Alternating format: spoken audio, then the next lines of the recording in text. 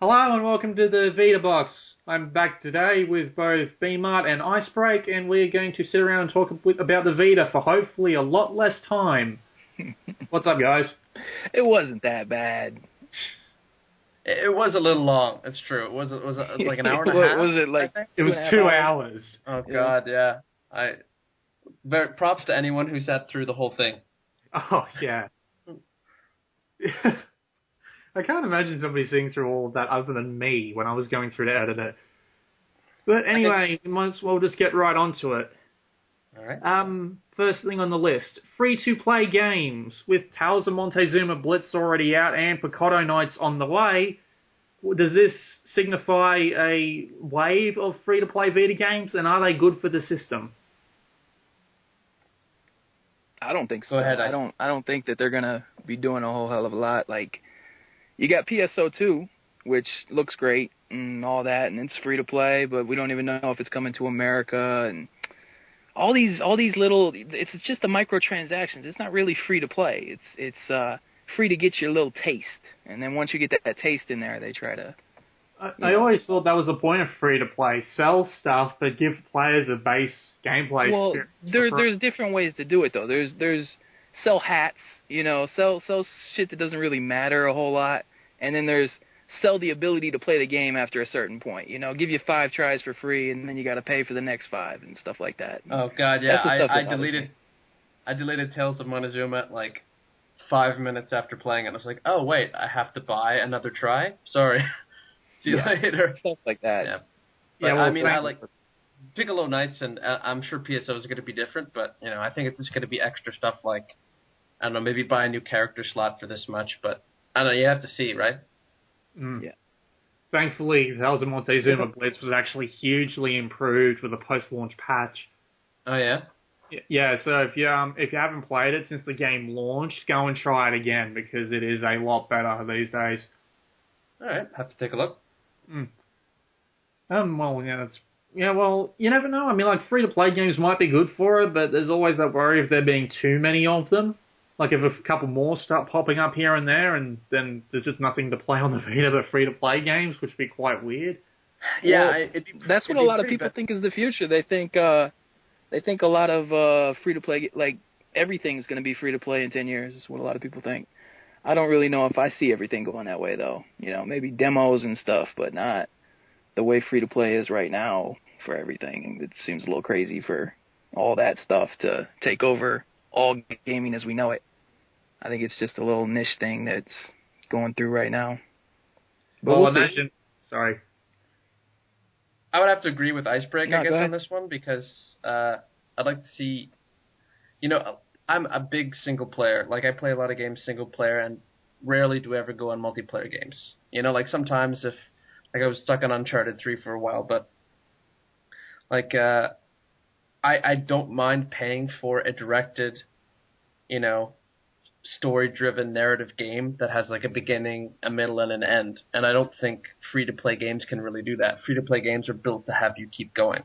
So it works for something like an MMO, but it won't work for something like an Uncharted game. Like, I don't think there'll ever be a free-to-play Uncharted game. And, like, You know what I mean? Uncharted is doing it pretty wisely. Like, microtransactions, like, Uncharted came out, they got the downloadable content and the season pass and all that. But, for the future of the game right now, for Uncharted 3 online and stuff, instead of, you can buy things that don't really matter. You can buy hats for your characters. You can buy the skeleton characters that take forever to get in the co-op and all that. That's the type of stuff where, you're going to make extra money on the game, and it's not going to really have an impact on the game, but you're still going to charge for the game so people don't have to worry about, paying to play the next level. That's the type of shit people don't want. Oh, yeah, I like, think. it's like, yeah, I agree, of course, with that. But they they still have map packs for Uncharted, though, don't they?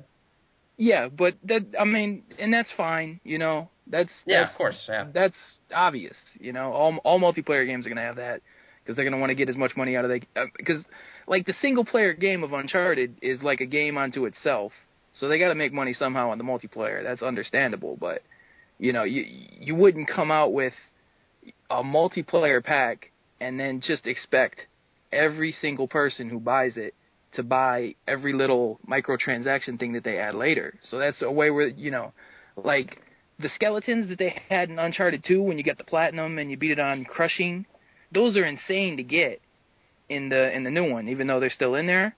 But people can go spend 99 cents and just get it themselves, and it doesn't really have an impact on the game. And that's the type of stuff where those are the things that I'm cool with, just throwing it in, something that you could have unlocked, but you don't really need to. It doesn't really affect the game. But making a game free from the get-go and then charging every time you want to go to the next level and stuff like that, that just doesn't work for me. Oh, I don't think it works. I don't think there's very many games that actually survive in that model. Like, the only thing that's sort of close to that would be like Farmville. Games, those are the ones that are starting it, but that's a lot of people think that it's the future, yeah, stuff like that. Yeah. I just have to say though, if they did that for Call of Duty, like they just made the multiplayer free to play, but only put out like 2 maps and then charged like $15 a pack for the rest, that would probably sell more than World of Warcraft would. I don't know, but because then you would just have 2 maps that are populated by everybody, and then a few maps. Then you couldn't play with your friends on the other map. So I got the downloadable content for this map. He doesn't have it for this map. Can't play together. So we end up playing in the 2 maps that they give away at the start. I don't think it really works that well. Oh well, until they actually try that, we'll never know, right? Yeah, we'll have to see what Piccolo Lights looks like. Anything to make money, Yeah. All right, well, let's just move along, shall we? Is selling Vita bundles with 4 GB cards and digital download codes for games acceptable? Because considering they're only 4 GB cards, which are rather small, and then most of that is taken up by a downloadable game, it just seems a little bit insane. Yeah, where exactly are they doing that? I looked in the Assassin's Creed bundle. The Assassin's Creed bundle is they're not giving you a physical copy of the game? I believe it's a digital download, yeah. I think it's the same with the Call of Duty declassified bundle in Europe as well. Yeah, that's pretty. That's because they weren't giving you cards to begin with early on. They added that later, like when they first announced it. I might be mistaken on the Assassin's Creed. I thought that was the same, but I know it's that way with the Call of Duty bundle. Yeah, that's pretty shitty. If that's what they're doing. Yeah, it's like, if you're going to give us games with digital download copies, at least give us an 8 GB so we've got some room to work with, because after downloading, like, Little Big Planet, which is 1.1 GB in the US alone, in Europe it's even worse. Which is small for a retail game. That's not much. Yeah, and in Europe it's even worse, like 1.6. Like, imagine if they brought out an Uncharted Golden Abyss bundle and it was a digital download code.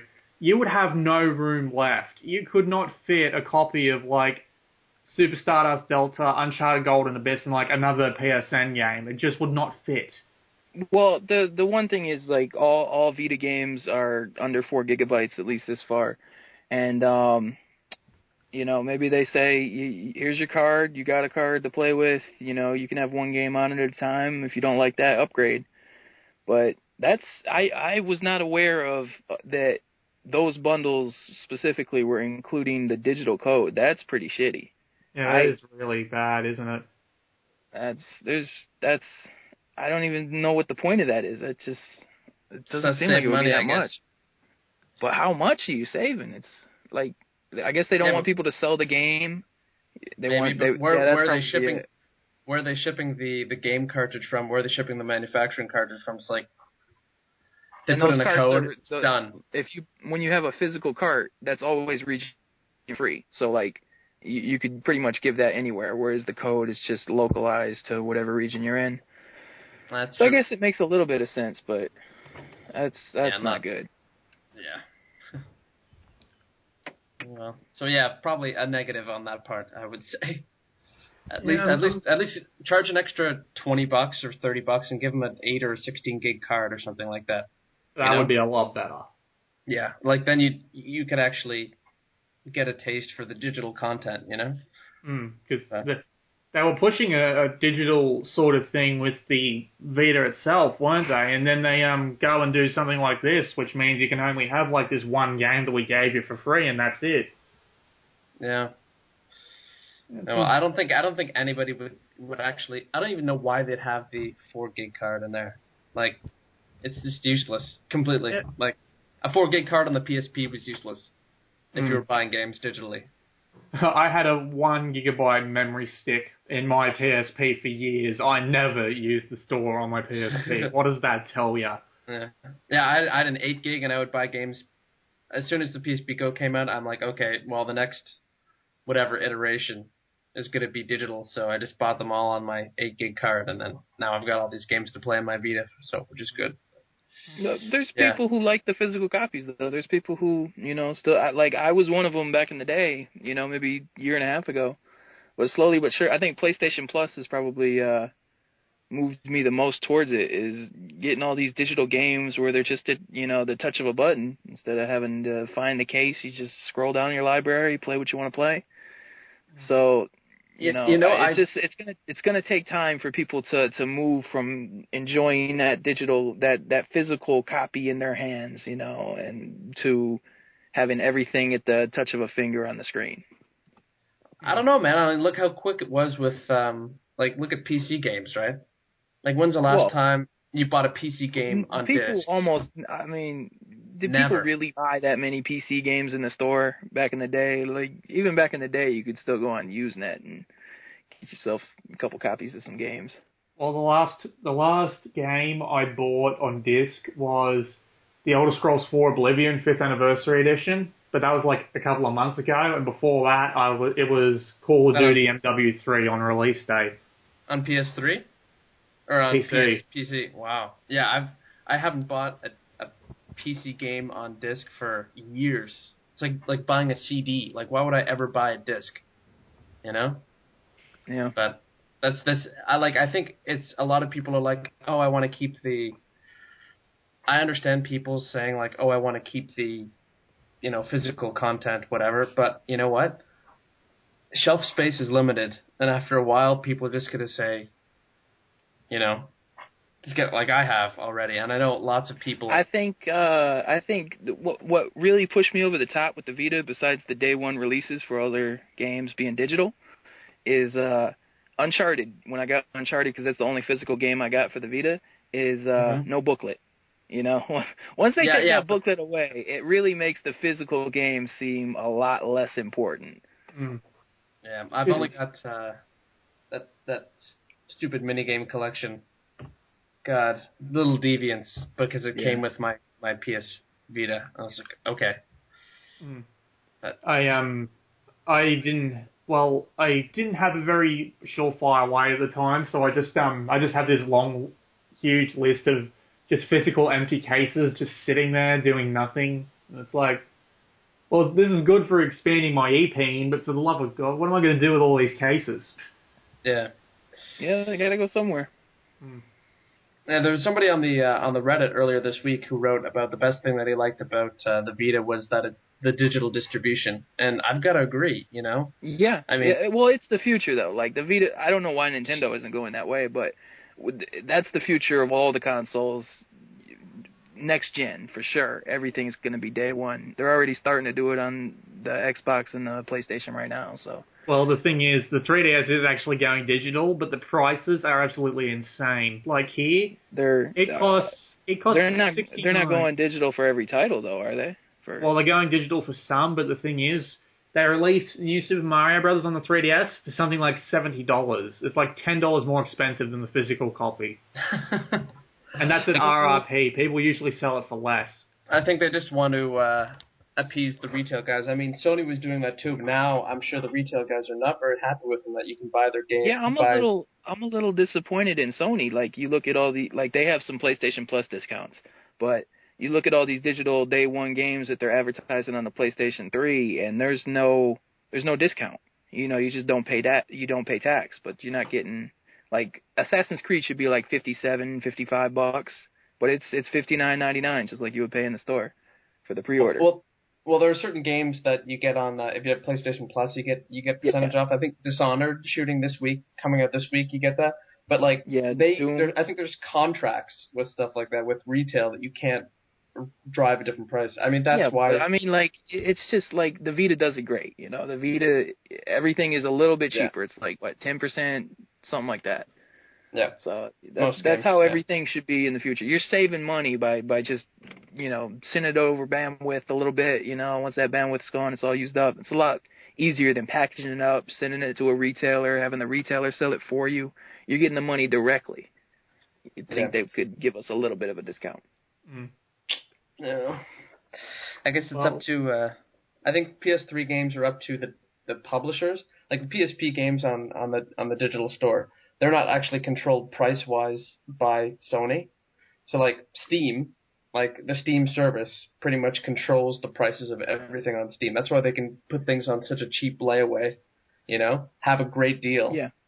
And realize actually, no, they can't. That's all controlled by publishers as well. Is it?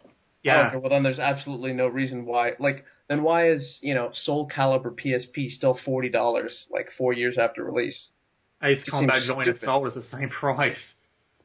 Yeah, I mean, I thought that Steam had a bigger control over it. That's why, now with the PS Vita titles, they can do 10% off because they have new contracts for the new console.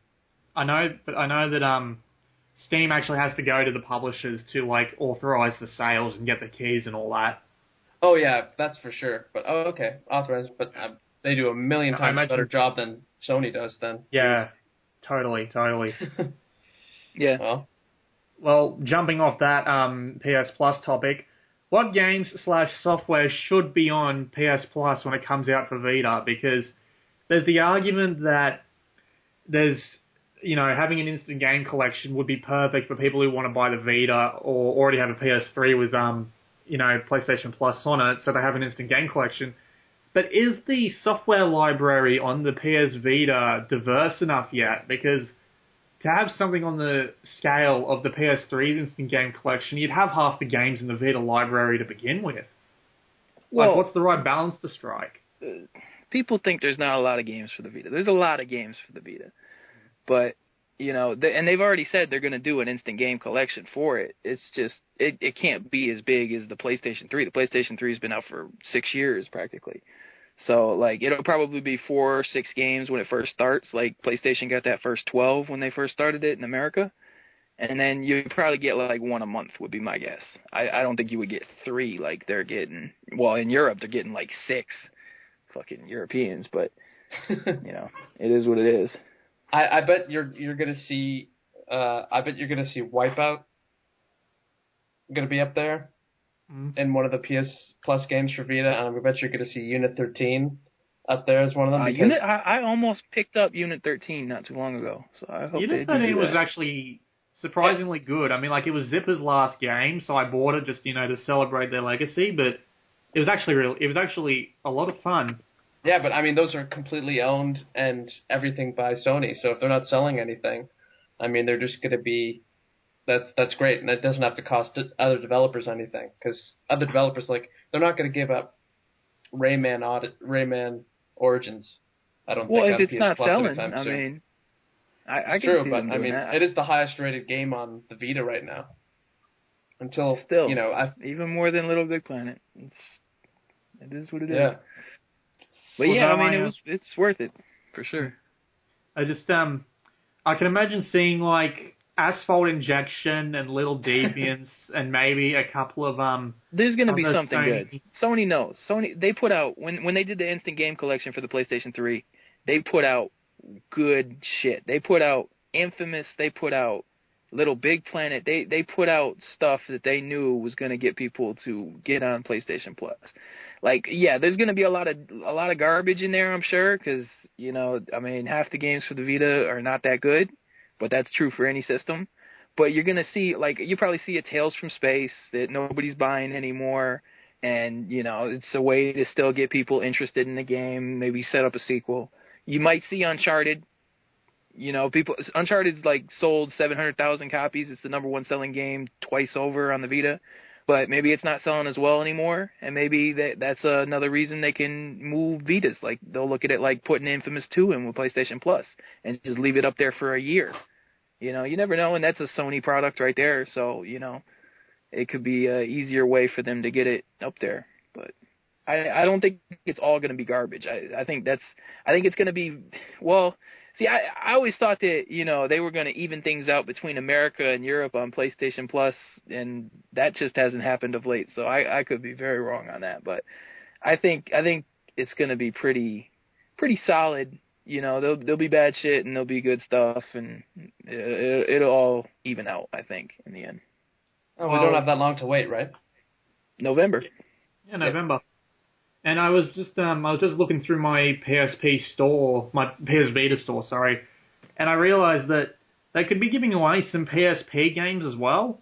I hope they don't. I know they can, and they just gave away Super Stardust Portable to PlayStation Plus on Europe. That was their 6th game of September, and I really hope they don't go that route. I hope you get one Vita game. You get whatever they do at the start for the Instant Game Collection. You get one Vita game a month. I hope it's not like one Vita game this month, a PSP game next month. You can do one game a month. It's not that hard. There's 17 games that are coming out in October in America. They can do one game a month. Yeah, I was just thinking more like, you do have your Vita games, and then you have a couple of PSP games and PS1 classics in the background as well for your Instant Game Collection. That's what I was thinking. Yeah, well, I've got 27 PS1 classics, and 26 of them are from PlayStation Plus. So that's nothing new. They've been doing that for a while. I got a whole bunch of minis and all that, but I really hope they don't consider a non-PlayStation Vita game, a game that doesn't have trophies on the Vita, as a part of the Instant Game Collection for the Vita. I hope they don't do that. Personally, and possibly, I was thinking maybe PlayStation Mobile as well, but I don't know how that would work with the licensing and all that. PlayStation. Who knows? Well, that's yeah. Yeah, that was something else we were going to talk about, right? Yeah, later on. Yeah. Should Sony attempt to expand remote play support on the Vita? I mean, like, the answer is obviously going to be a definite yes, but it's like, how well can you expect this technology to work? Because some games will just not run optimally on the Vita screen. Well, that's the thing, though, is you need a certain amount of people think it's easy because they saw some guy do it in a video before the Vita came out and think it's like something Sony could just turn on. It's not like that. It takes process. You have to send video. You're basically filming a video and streaming it in the middle of your gameplay. And then that's not the easiest thing to do. That's not something you can do. You have to patch that into a game later, and that takes away processing power from the game. But what I was thinking is PlayStation 4. If they plan ahead with the PlayStation 4 and are thinking wisely with it, they could do that shit from the get-go, make that standard like Xbox made voice chat and everything else standard from the get-go on the Xbox 360.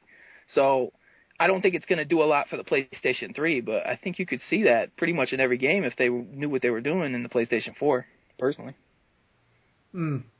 That's a good point. It's just like, it doesn't work that well right now. I mean, like, I know some people have it good, but for me, I can sit 4 feet away from my PlayStation 3 or 4 feet away from my router, or whatever way I want to do it, and I will lag up something monstrous. It's insanely bad for me.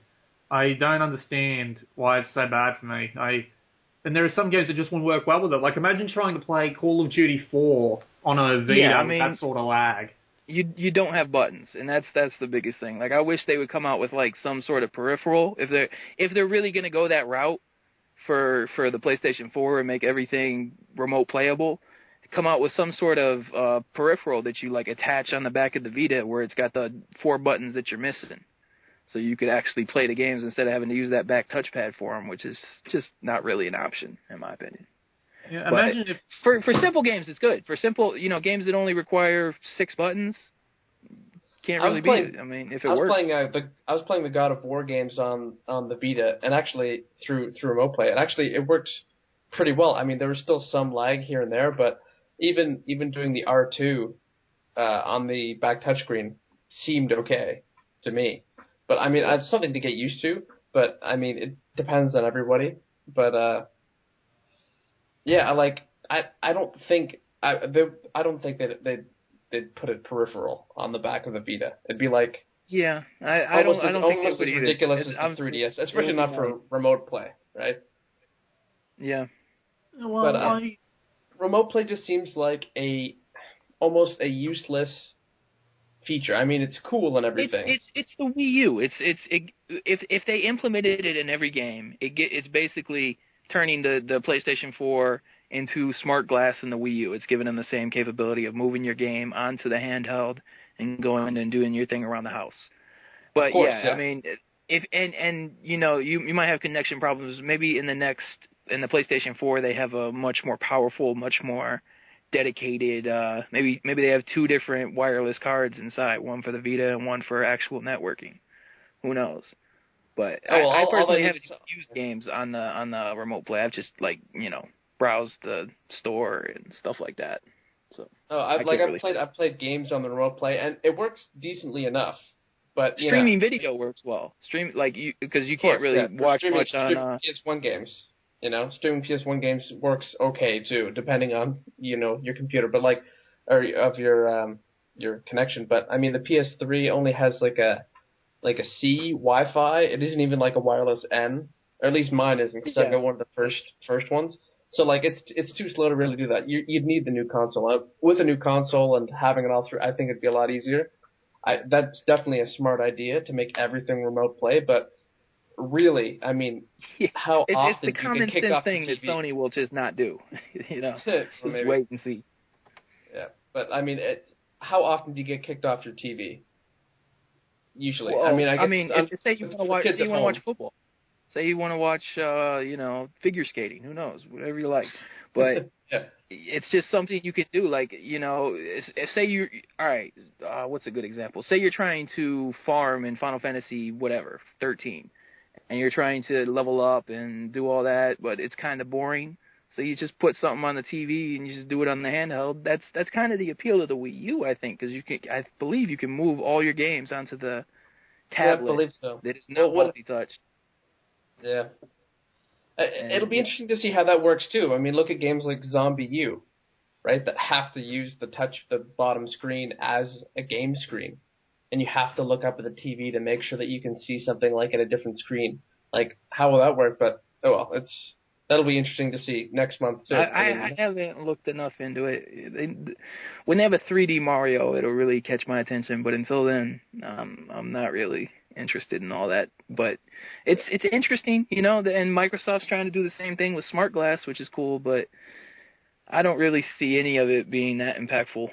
Hey, you never know. Nobody thought motion controls would be impactful before the Wii, right?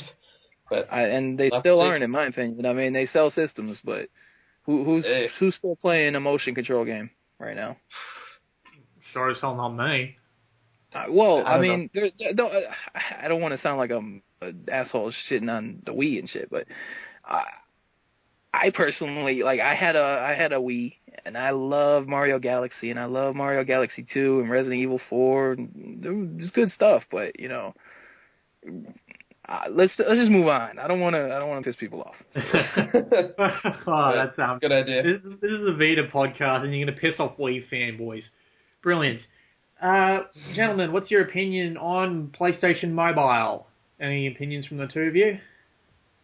Honestly, looking at the games through, there's nothing that really appealed to me to grab. Nothing that really jumps out at me as something that, that's something I definitely want to buy. I'd rather save my money for, even if they're small, for something like Ragnarok Odyssey or a big hardcore game that's coming out this month. That's my opinion, at least. Yeah, I mean, I picked up that Super Crate box because they were hyping it up like nothing else, All these PlayStation 1 mobile games are coming, including the awesome Super Crate box, and that shit was not worth the $3 I spent on it. Oh, really? One thing I do like, though, the one thing I do like about it is the 79-cent app that they have. So they are going below the 99-cent price point that I think all iOS stuff has to hit and stuff like that. So, I mean, with some creative apps, if they're more liberal with, letting things actually come out that developers make, maybe it could be good. But right now, I don't think there's a lot of hope. There's no trophies. There's no, it's just crap. This is whatever. We'll see. Someday, maybe. If you look at something like on the App Store, there are some great games, for sure. like small little like cut the rope and things like that. Things that just are intuitive. Oh yeah, for sure. That's like high quality. Yeah, but the problem is there's nothing like that on PlayStation Mobile right now. And like well, what do you think, Blue? Blue's played them all. Blue bought like all 20 titles, which is crazy. Insane. But yeah, go ahead. What do you think, Blue? You're much better at knowing about this subject than we are. There are good games on here like Aqua Kitty and Rebel and Beast Slider and Super Crate Box, as I said, because Super Crate Box is actually a lot of fun, unless you're not a fan of it. It's addicting. It is definitely an addicting game. Like, I found myself playing it. Like, how did I just play this for a half an hour, just dying every 5 fucking crates? But it's so not, like, it's addicting in a way that I have to keep playing it, but I'm not really having a good time. It's hard to put into words. I guess you're just not one of those persons that enjoys coming back to a game again and again to try and get better. Well, yeah, no, like the PlayStation Mini Pixin Love Rush is like a game where I kept trying to hit my high score. I still do. I fucking love that game. But Crate Box is just, it's such a, because you go from 25 to 50, and then once you hit 50 pretty much once, then you have to go to 100 or there's nothing really to do. It's just topping your high score. So I didn't really have any interest in hitting 100 on the boxes for that, because it's just so much of a climb compared to all the other challenges in the game. But well, I will admit you do have a point. And like, I unlocked everything else, everything except for the 100 crates. I unlocked like instantly. It was all over. And like, it's an easier game when you start. It actually gets once you start getting the flamethrower and the disc gun where it kills you too, and the flamethrower bounces you all around so you can't jump. I don't know. I mean, $3 seems like a lot for that game when I've paid it 99 cents for Cut the Rope and stuff like that. Well, I'm hoping that games like Cut the Rope and even possibly Angry Birds. I know people are going to hate me for that, but Angry Birds on this thing would be a treat. It really would be. That's like fine. I understand. Yeah. I mean, Angry Birds. Yeah, sure. They already have it in the minis, right? But it's not touchscreen. But they have that in the minis. But yeah, they have Angry Birds in minis. Yeah. You can get it on the PSP. They're coming out with. I think they're coming out with the HD collection for $30. Oh yeah, that's just ridiculous. Yeah. And it doesn't even include. I don't think it even includes Angry Birds in space. So. No. Well, the thing is, it actually it doesn't include space. It includes Seasons and Rio, but not space. And it's coming out on 3DS, but not on Vita, which is an absolute boneheaded move. Because is it going to use the touchscreen on the 3DS? I don't know, but the thing is, how would that even work? That would be so silly. I mean, like, Angry Birds feels natural to play with your fingers, not with a bloody stylus, or even with a bloody analog stick, or even Kinect. The Xbox 360 version will have Kinect. Like, on PS Vita, the freaking if you watched their E3 thing, they had the people flying into the buildings. That was kind of what I would think is like human Angry Birds. But I thought that was a different game, that like sort of an Angry Birds. No, it was, but that's kind of like that's how I would expect it to go, something like that, where you're the actual bird in the Kinect version. Oh, yeah. Who knows? But the thing is, like, there are certain games on like apps and iOS devices that personally, like the Crate Box, like you just described, that are addictive, but they don't give you anything. Like, I bought the game Cannibalt on PS Minis, and I'd never played it before. And I thought, oh, okay, well, this is fun. And I played it. And then I just kept playing it. And then after a while, I just started to hate myself. Like, why am I spending so much time on this thing? And it's just, I was like, why? And there's so many other games that I could be spending my time with, And it's like, it's a great, like, little distraction, And that's what the understandable thing is. That's what these mobile games are for. Little distractions, waiting at the doctor's office or something like that. But I think I mean, we gotta be clear. It's not meant to be, it's not, a 15. Although, if you want to be a little game like that, you should probably charge a little less than $3.50 or whatever Crate Box is. That's what. If Crate Box was 99 cents, I would probably be a little more okay with it. But that game by itself, which is the only one I tried, the only one I looked at, that game by itself is pretty much soured me on PlayStation Mobile for a while. That just bothers me. $3 for that. Whatever. I think the things they really have to do to bring to PlayStation Mobile, and the thing is PlayStation Mobile is not only on the Vita, it's on HTC phones, and I think they're bringing it to other Asus tablets and Asus phones, and I think maybe LG or Samsung are going to get it too at some point. But I think they're kind of like saying, you have a D-pad, and we're charging you the D-pad fee to be able to move up and down and left and right. And, if they had just put out, normal, try to compete with the App Store instead of trying to be separate and unique from it, I don't know. But, like, the apps are probably what I'm most interested in, what maybe people can do with the apps. But the games, they're just minis. All they are is minis. Minis with the touchscreen. That's it. Well, that's right. But if they bring games like, the one by not Jonathan Blow, but by the same guy, by Queasy Games, who did Sound Shapes. They did a game before that was great, Everyday Shooter. If they have games like Everyday Shooter really that you can get on, it's an amazing game. I love it. I have it on. I got it with my PSP when I first bought it. Probably spent more time on that game than any other PSP game. It's $10 in the store. If you don't have it, you should buy it. Those are the kinds of games that you should have on PlayStation Mobile. Those games would blow people's minds on app stores. Like that or Pixel Monsters Deluxe, which is sort of like a another. It's $10 now. It's by the same guys who did a bunch of PSN games, but it's sort of like a tower defense game, but it's really cute. You should check it out. $10 too. Patchwork Heroes that came out for the PSP. Those games, those are the ones that should be on PlayStation Mobile, because not only would they be great for hardcore gamers, but they're easily acceptable to people who aren't, hardcore gamers. Are like easy to get into and not complicated, and you could do these things with touchscreens.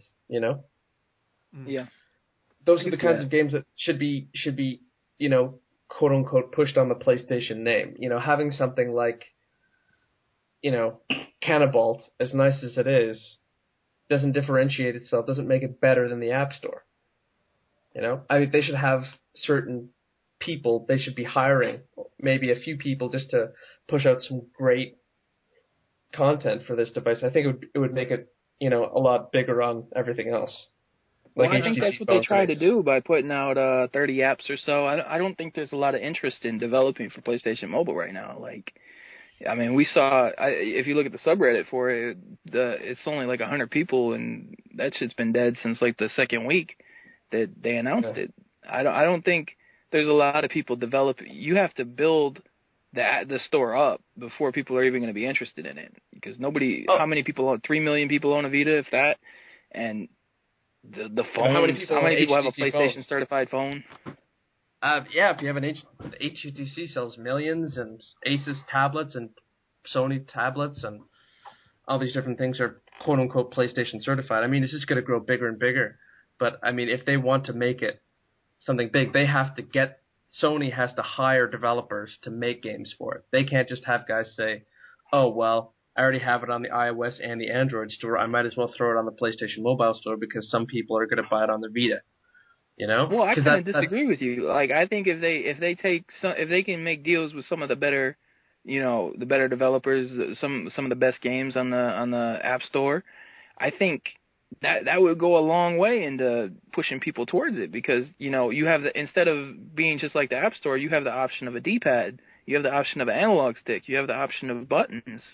That's kind of the selling point. And if you start porting iOS games to that, where they use the Final Fantasy, there's already the Final Fantasies on it, but like the Final Fantasy where you move around and you gotta use the faux touch screen D-pad and stuff, games like that could really excel on the Vita. That's true. In the I App can give you Store. that.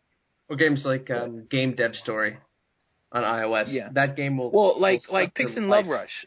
Nobody knows that game, and it was a mini. But if that wasn't a mini, that first came out as a PlayStation, as an iOS app where you had to use left and right and jump. There's only 3 buttons, but it's just terrible. I bought it on my phone because I got it free from PlayStation Plus, and I wanted to support the developers, and I love that game.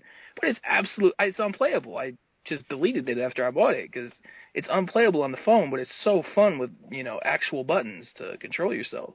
So there's games out there like that, and that could be the selling point for it, I think. That's about it. True. Yeah, just more games, bigger games, better games. That's pretty much all you can sum it up as. Better games. Better games. Better games. And everybody listening to this, go get Everyday Shooter. You'll be blown away. There you go. Yeah. Well, actually, on that note, what are your favorite games to play on the Vita that aren't Vita games? Like, what are your favorite PSP games and PS1 games to play on it? Well, I just beat Rayman, the original Rayman for the PlayStation 1. And that was fun as hell. It looked awesome. It's hard. I wouldn't recommend anybody playing it who doesn't have patience. It's not an easy game, and you got to collect everything to play the final boss. But, man, it's crazy how a PlayStation 1 game can still look that good. And it's just so disappointing that it took them this long to make another 2D game of that. Because Rayman 2 jumped to 3D, I believe, and then it was all downhill from there. Yeah, Rayman. I never finished Rayman 2. Rayman 2 was pretty crap. I think I beat it back in the day. I can't really remember it. That's how shitty it was. But, like, I was more amazed at myself when I beat the thing on the Vita. It was so hard. I did not remember the thing being that hard, but, like, everything I was doing, I was remembering, like, how the hell did I do this shit 10 years ago whenever that shit came out? It's, like, incredible. I guess games have gotten a lot easier than they used to be. Oh, yeah, that's for sure. Try playing through, like, you can play through the Mega Man games, through PS1 Classics. A lot of people have a lot of trouble with those, you know? Yeah. And like, I could see, like, the Rayman working just fine. Like, if instead of running out of lives, you just respawn at the beginning of the level or anything like that, it would almost be exactly like Rayman is today with, you know, not as smooth as it is today, but it's such a great game. Such a great game that could have been, it's just so hard. Because you got to, like, I always ended up farming lives because I would run out of lives on certain points trying to figure shit out. But games were hard back in the day. You know, we had to earn those. We had to earn those final battles and stuff like that. Good old days. What about you, Blue? What do you play on the Vita that isn't a Vita game? Oh, there's I used to play Siphon Filter a lot, like religiously. Right. The multiplayer for that, when you didn't fight against like a hacker, was brilliant and lots of fun. And they shut that multiplayer down on my birthday. One, right? Yeah, Logan Shadow. They shut the multiplayer down for that on my birthday. And I was a bit upset because I hadn't played it for like 2 weeks, and I come back and I find, oh come on, it shut down on my birthday. What? And have to go upgrade to what is it, Resistance Retribution? I guess after that. Yeah, I did. It's just as good, but yeah, sometimes the lag on it is a bit unfortunate. And Metal Gear Solid is actually really good as well, like Peace Walker. I wish they'd bring out portable ops already, because like even if you transfer it from your PlayStation 3, it still won't work, which is really But it works in Europe. It works in Europe, yeah. Yeah, it works in Europe. It doesn't work in the US. It's like, why? What's the big problem with it? Yeah, and then Konami needs an earful, I think, because the HD version of Peace Walker is $10 less expensive than the PSP version. Yes. So that's what the game I was trying to think of when we were talking about that earlier. Like, it's absolutely ridiculous. Yeah. HD version with trophies, with the platinum, with multiplayer. And then the PSP version is more expensive. And they make you buy the PSP version. Fuck. I just love hearing IceBreak swear under his breath. He sounds so hilarious. It's so infuriating. Like, I love Metal Gear Solid. I love it. And I really want to play Peace Walker, but I either have to get it for the PlayStation 3, which is probably what I'm going to do at some point, or I got to go back and play an old, out-of-date version that still, I think the servers are still up for it, but still, it's just insulting. Peace Walker was a spectacular game. I bought the special edition of it with, like a free bandana and like an art book and everything like that. And I actually regret it now because of course it wasn't digital. It's on UMD. Yeah, So yeah. See, that's something I think they need to start thinking about, is because they're already doing it with the PC versions now, and people have been complaining about it because that's like the only option pretty much. But collector's editions with the code inside instead of the disc. That's I would I would buy Ragnarok Odyssey. I would go get the collector's edition of that if I could just get the code instead of the disc. You know, yeah, that's true. Like in really... Persona 4, the Golden, I would totally get the exactly. Would have gotten the Golden edition if it just gave me the digital download because, yeah, I mean, but they'll do it eventually. There's money to be made. It'll happen. Yeah, and the thing is though, pretty much every PSP game that I've played on my PSP and then played on my Vita has been improved somehow. Like Ridge Racer on Vita. It looks amazing. I couldn't tell the difference between it. Actually, Asphalt Injection looked worse than Ridge Racer on PSP blown up. That's ridiculous. And then there's games like Castlevania, the Dracula X Chronicles. If you're a fan of hard platformers, go get that, because not only is it a really good game, it's got Symphony of the Night as an unlockable, and it's been there for ages. So I've been looking at that one. That and Ys Odyssey. I played is it Parasite Eve 3 the third birthday this last couple weeks on the Vita. My advice: don't get that game. Don't get it. I mean, the gameplay's great, the graphics are amazing, art style is amazing, story just makes me want to slap myself in the face for playing that game. Oh, but yeah. Anyways, play Parasite Eve 1 on PS1 Classics. That game is great. It just came out on Tuesday, I think. Get that. Yeah. Forget the third birthday. Yeah, that was a rare one to get. Like before, when it wasn't digital, like to find the hard copy of that game is pretty rare, from what I heard. But I saw Vagrant Story for digital. That's a lot $150. of games are going through that. Where once they go digital, it's a lot easier to find. The price drops on eBay for them and all that good stuff. Yeah, just pretty much every PSP game I've played on my Vita has been improved somehow. Like Corpse Party and basically everything that I could think of is better on the Vita, like Corpse Party and Monster Hunter and I didn't think Little Big Planet looked very good. Little Big Planet PSP. I'd never played it on the PSP, but I didn't think that looked very good on the Vita. Oh well, I held off on that because I knew Little Big Planet Vita was coming. So well, yeah, it's that they're not really comparable. Yeah, I got that one for free on whatever for the PSN outage, whatever gifting. Yeah, hacking scandal. So I actually played that through on the Vita as well, but yeah, I mean, it's Did fine, you think it looked really good for the Vita? Oh God, well no, come on. I mean, it's just, and then you see the pictures of what's coming with the LBP Vita, and then you get it in your hand, and you're like, oh God, yeah.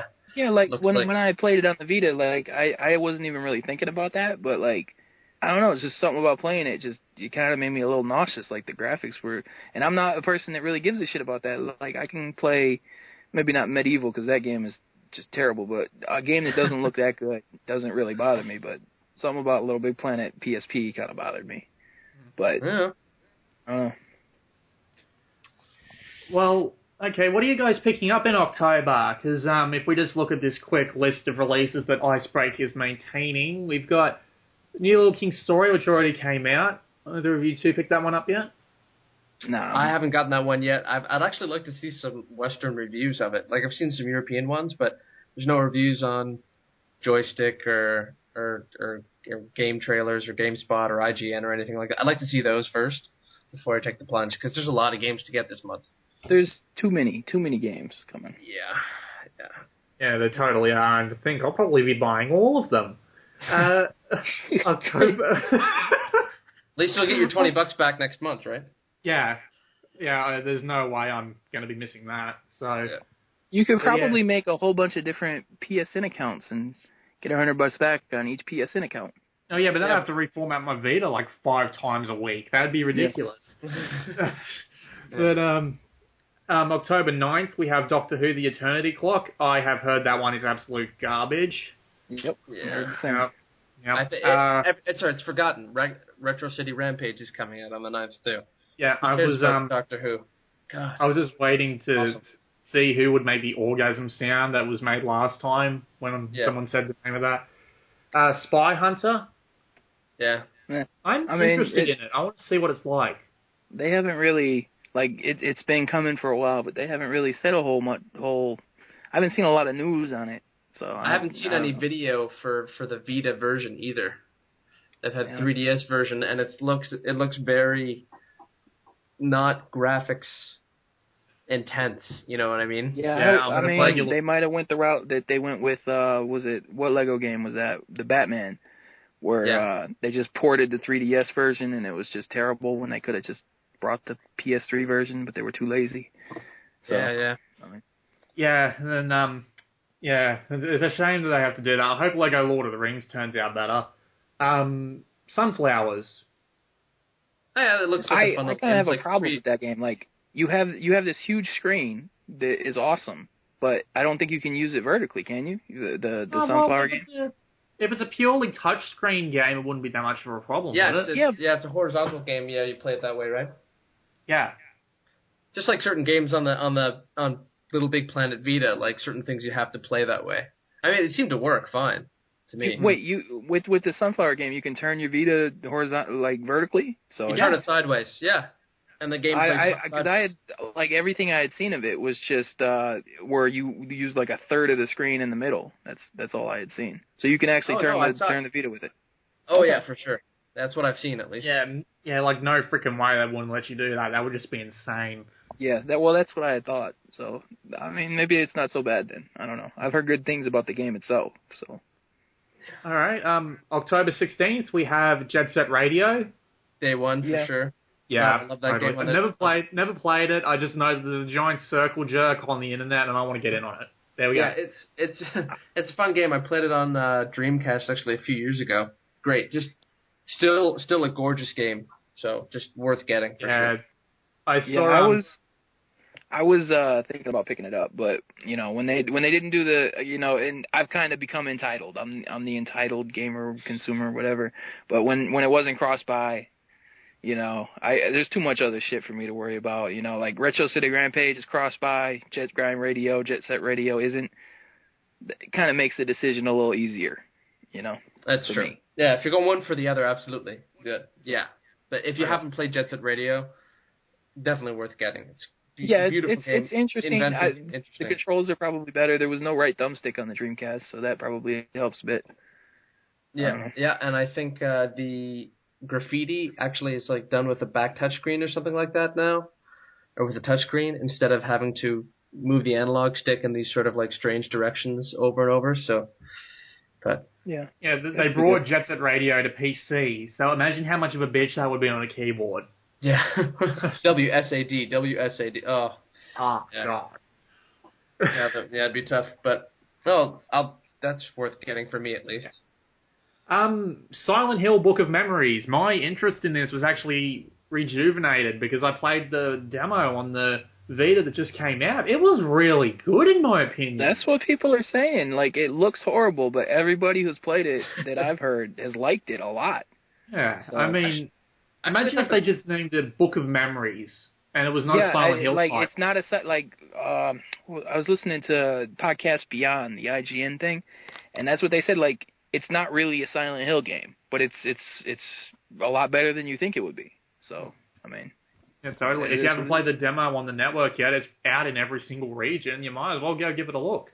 Yeah, the demo's pretty decent, actually. I played it through. I didn't think the graphics were that bad, either. I mean, it is a top-down sort of dungeon crawler, so you can't expect everything to look as good as, like, Uncharted, because there's got to be a lot of guys on screen. But, I don't know, I thought it was nice, but... buying it, I think I might wait for reviews to see if I'm going to get that one. Yeah. All right, I'll let you have that one.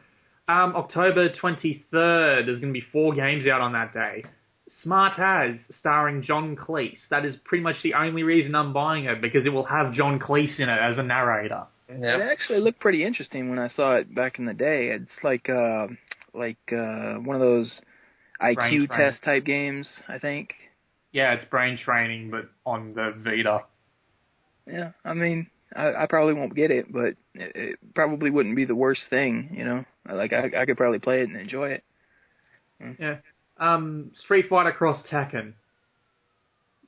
Many Not my opinions? thing. Yeah, I'm not a big fighter, but I got Mortal Kombat, which I liked. Disappointed with the graphics, but I don't think I'm going to go for the Cross Tekken one. Yeah. Can we take a second real quick and talk about the fact that there's no Crash Bandicoot and there's no, officially, there's no Crash Bandicoot on the disc for PlayStation All-Stars? Because I didn't really think that was Vita specific, but... Yeah.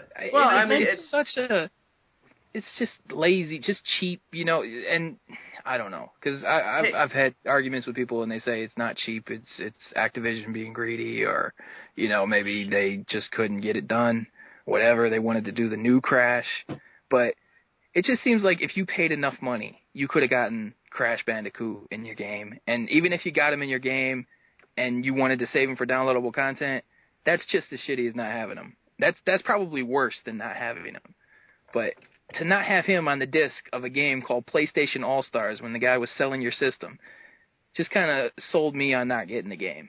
Hey, come on, they don't have Solid Snake on this. They don't have Solid Snake on it either. But it's not.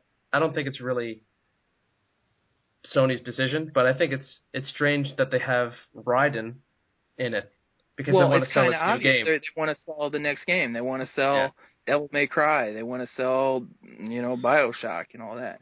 But it bothers me that there's no Snake, and it bothers me. I would love to see Cat, but I can understand Cat not being in there from Gravity Rush. But Crash Bandicoot's like the one guy who had to be in that game. The one, like Spyro. I could live with Spyro being downloadable content or not in it, but Crash Bandicoot, when he going up to Nintendo offices in that commercial, and it's just. He was selling the system for 5 years when it was just that gray box that nobody knew what it was, and he's not in the game. He's not. Well, he might be in the game, but he's not on the disc at the start. And he'll be DLC, but I can't really fault them for anything like that. I didn't even play the PS1 when it was out. I wasn't a PS person at that point, so Yeah, and I like that guy, like Parappa and other old school people, the dude from Medieval and all that, but. It just bothers me a lot, and it kind of soured me, because I'm not really a fighter fan. Like, I'm not interested in this Street Fighter Tekken, but it kind of pushed me away from getting the game when I was kind of hyped up for it a little bit before that, with the crossfire and all that. Playing the beta for that game was actually quite a bit of fun, I found. Yeah. Well, Did you play the beta for that one, Blue? Never came to me. No, I didn't get in. I'm pissed. I'm signing up for every single freaking beta, and I'm not getting into one of them. I was lucky, I guess. The Bug Blaster code. I didn't get the Bug Blaster code for the mask. On someone was making the argument with me. Well, you get the Bug Blaster if you get into the beta, and I'm like. Well, what if I want the Bug Blaster and I don't get into the beta because they don't pick me?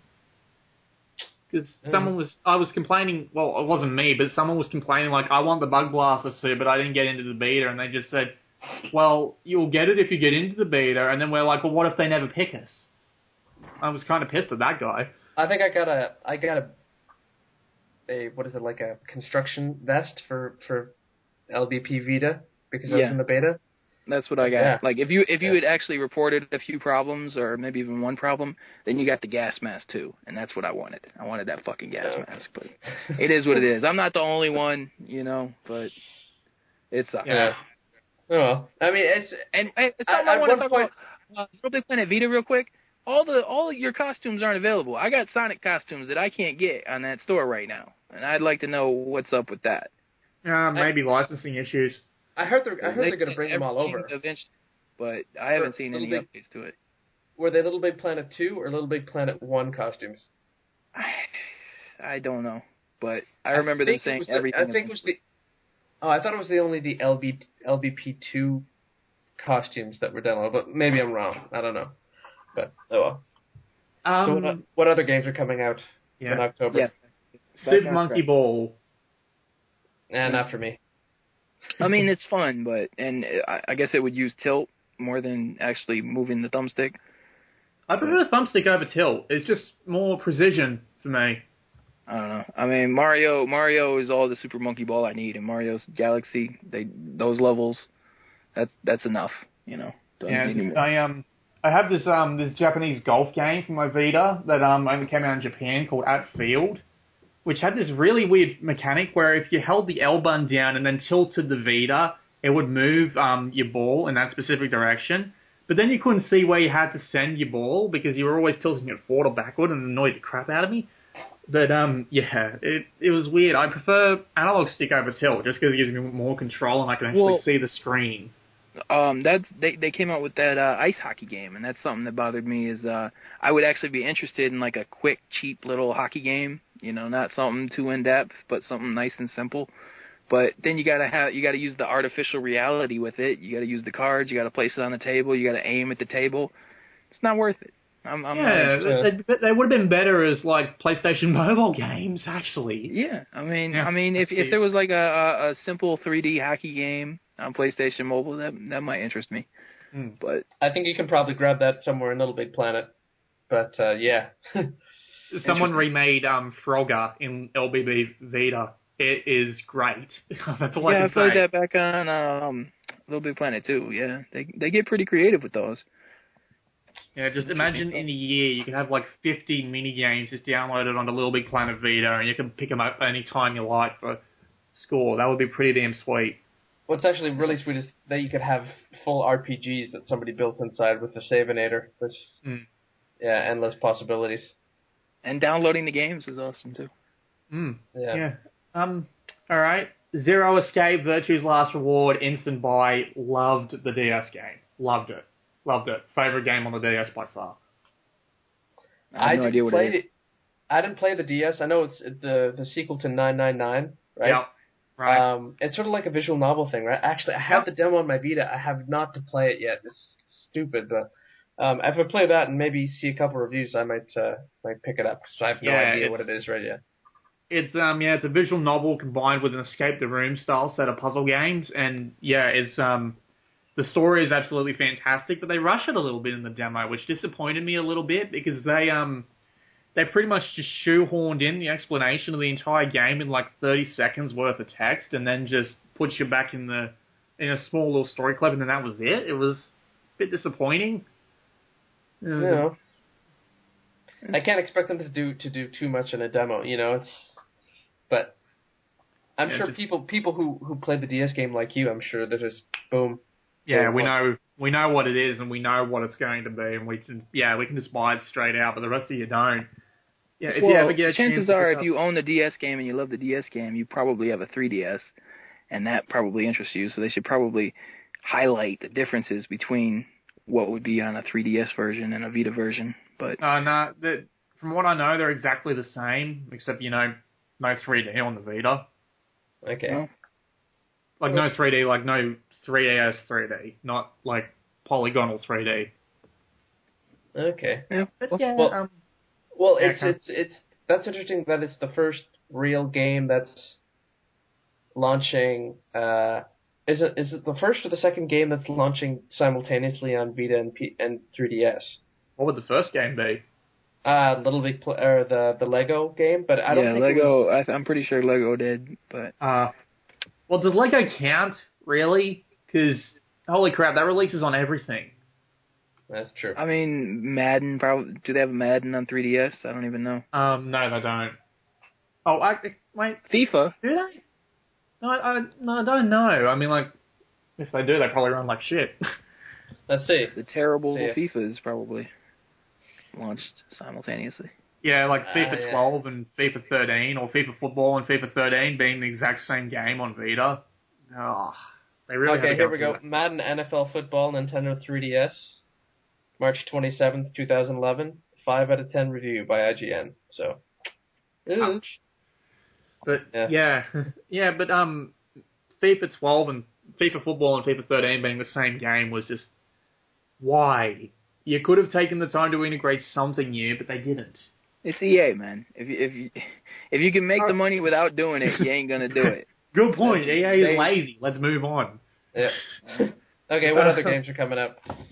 DJMX Technica Tune on October 26th. Heard that's a good one, but yeah, I'll have to check for reviews. I was talking with Kyle22 or SkyGene22, as you may know him on YouTube. He's the guy who did some of those Japanese Vita videos. Okay. Yeah, he likes it. He apparently thinks it's really sweet. So yeah, That's I'll like pick a it up. rhythm game, right? Yeah, like you use the touchscreen to do it. It's like a port of an arcade game over in Japan. Like Okay.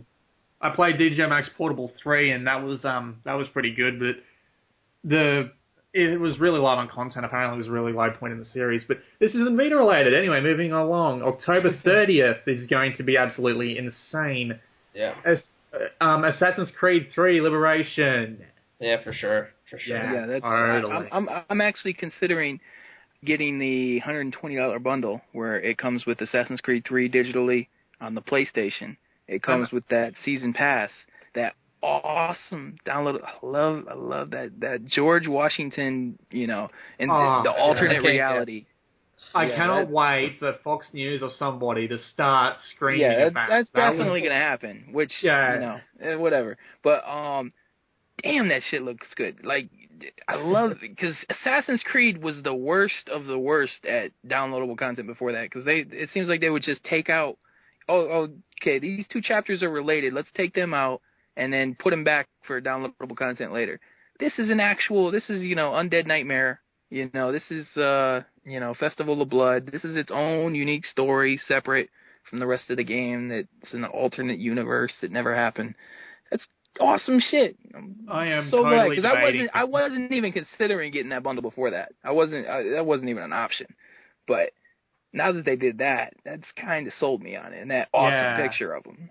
I mean, totally. I am definitely thinking about going that route now, because you get with this gold bundle, this is only in the US as far as I'm aware, but you get Assassin's Creed 3 plus the season pass, which gives you all the DLC for the game. And then you get Assassin's Creed 3 Liberation on top for $120, which... And you save like $7 to $10, depending on how much Liberation is going to be when it comes out digitally, which I think it's going to be like $37. So it might be 40. If it's 40, you save 10. If it's 37, you save 7. But then there's also the $20 back for the PSN in October. So as long as you get it before the 1st of November, you get $20 back on top of it. It's $100 for everything. Yeah, totally. It's like, if you were going to buy all of it anyway, you might as well get this bundle. That's pretty much it. I was wondering if I should get that on PC, or if I should just skip Assassin's Creed 3 and just get Liberation, but considering the PS3 has this bundle, I might consider getting it through that. Anyway, Lego Lord of the Rings. We talked about this earlier. I have to take a look. Okay. Yeah.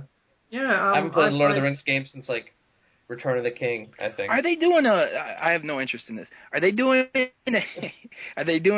Lego Matrix? I saw a picture of Lego Matrix somewhere, and I was just wondering if either one of you know about that. That would be sweet, but probably not. Okay, because I saw a picture somewhere of it, of a Lego characters in the Matrix pose and stuff. That would be fun, I think. Imagine a remake of the last two Matrix movies in Lego. It would be better and yet worse. Well, I personally love the Matrix. I'm one of the people who actually liked how it ended and all that. So that would be incredible for me. To just be able to play those even in the Lego universe. I loved Enter the Matrix. I honestly thought that game was a piece of brilliance. Really, I don't know anybody who's ever played it. I played that game. I played that game. No, that's not. That's Enter the Matrix was. Oh, that's the old Xbox the movie. Huh? Yeah. It was on PC too. I think it was decent, but it actually kind of ruined the movies because there's a lot of story that's in that game that makes the movies just seem that much better. That's my opinion, but if they had a Lego Matrix, it'd be fun to play for sure. You think that's bad though? I played it on GameCube, and I still love it. I mean, nothing wrong with the GameCube. Nothing wrong with the GameCube, yeah. All right. Let's move along, shall we? We're going off topic again. All right. Prepare for orgasms. Need for Speed Most Wanted. Is that what? That's is that the 30th or is it the 2nd? 30th, apparently. Now, see, this is what IGN has been saying is the 2nd, and what other people have been saying is the 2nd. But the 2nd is not a Tuesday, I don't believe. That, I'm pretty sure that's the European date, and all the American dates before recently have been said the 30th. So I'm pretty sure it's either coming out on the 30th or a week after the 30th. I don't think they're going to do it in the middle of the week. Yeah, it doesn't make any sense. So that's why I left it there, because I considered taking it off the list. But, you know, that seems like the European date to me, the 2nd of November. Looks here. I'm on the Need for Speed website, or Need for Speed Most Wanted Wikipedia. It says October 30th in North America. Yeah. There you go. November 1st in Australia, November 2nd in EU. Yeah. Weird. Wow. Really weird. So that's. I thought it was coming in November, so boom, yeah, I'll get that day one for sure. Like, it looks great. And Ragnarok Odyssey. Yeah. Oh, yeah, of course. Yeah, totally. I kind of feel bad that game's coming out this month. That game deserves it like its own month, in my opinion, because I kind of feel like it's going to get a little lost. But that game looks so fun. I watched that video somebody posted in the comment section of one of the posts about it, and just the assassin doing his thing. It's just got such a Phantasy Star Online vibe to me. It looks so fun. I guess it's like Monster Hunter. It's like their own Monster Hunter for the Vita. So. They need to put Phantasy Star Portable 2 on the PS Store, but we all know that's never going to happen. Yeah, they removed it, didn't they? It would be like if they weren't planning on bringing out Phantasy Star Online 2 to America, you'd think they would do that. Yeah, I kind of think that says they're really planning on putting Phantasy Star Online 2 in America, and that's why they're not doing it. And if not, they're really jerks. Yeah. Well, they're almost out of business. So. Let's try that again, because both of you just crackled up there, and that's not going to come through on the recording. Oh, sorry. Well, I know they removed, as soon as they put the demo of, like, Phantasy Star Portable 2 on the store, they took off the first one, because they were both available digitally on the store at one point, but then they took them off, so, yeah. I don't know. Hopefully, I'm sure PSO will come to North America. The original PSO was... It's got to, right? Like, I mean, it's got to. But Sega's in trouble, and I remember Sega actually came out, you know, I think they almost filed for bankruptcy or whatever, but they came out and said, anything that's not announced right now, we're not coming out with. But I don't think that really applies to, like, Phantasy Star Online. I think that's like, you know, Sonic Adventure 3 and stuff like that. So Sorry, I have to make one complaint here before you two go on. Chow Garden, Sonic Adventure 2 HD, still brilliant as ever. Why is that not any other Sonic games? Sorry, continue. Every time that's brought up, I have to do that. Yeah, I'm a big fan of the Sonic games, actually. I would love to... Well, having Jet Set Radio on the Vita is great. Like, honestly, I would play a lot of old Dreamcast games on the Vita. Power Stone. Can you imagine a multiplayer Power Stone? There is. Power Stone Collection on PSP. But that's not multiplayer. It is. It doesn't have... That has ad online hoc, multiplayer? Ad hoc, not online, ad hoc. Isn't ad hoc just your PSP is next to another PSP? Yeah. That's true, but if you have your PSP with or PS3 or PS Vita connected through the ad hoc party on your PS3, that's free thing you can get. You can play with anybody. That's what people play. That's a lot of hassle. Just give me a new Power Stone, give me a couple trophies, and let me pay you $20. $20. 20, yeah. There you go. For an HD version, yeah, sure. Yeah. If they have multiplayer, it's worth the $20. You know, a little more for the servers and stuff. I'd have no problem with it. And possibly sometime in October, Dokuro. I'm interested. Yeah, it looks okay, but it's not something I'm gonna pick up. The one thing that mystified me about it was that it had an English translation, and this was a Japanese exclusive game, which just weirded me out, that's all. I mean, like, I know some Japanese games use, like, little spatterings of English here and there, but an entirely English translation is just weird for a Japanese game. But thankfully, it just makes it come over here faster. Yeah. Well, it wasn't coming over here for a while. Like, didn't it take them a minute before they officially announced it? Like... Yeah, it took them a little while, but it was like, you know, it's a simple game. It has an English translation. It's like, why don't you bring it over here? We just needed to buy our time.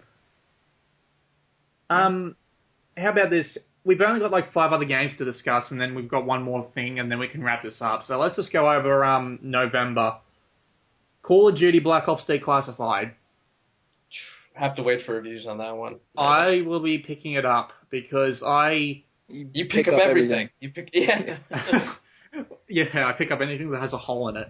But I I am hoping that Nihilistic will get this one right, because... They came out, just on, like, right before we got on here, I was checking the website, and they just announced that, like, they want to do zombies. They really, really want to do zombies, and people are pissed that there's no zombies. And it's just basically them laying the blame at Activision and Sony, and mostly at Activision. But, you know, if people don't want to buy it because there's no zombies... don't necessarily blame them directly. You know, it's not all, even though people are thinking it's all Nihilistics, you know, their fault that the game is looking not so great. That one's probably not on them. I don't know, like, how long did they have to work on Burning Skies? They only had a few months. You can't blame them for that, because the way I look at Resistance Burning Skies is...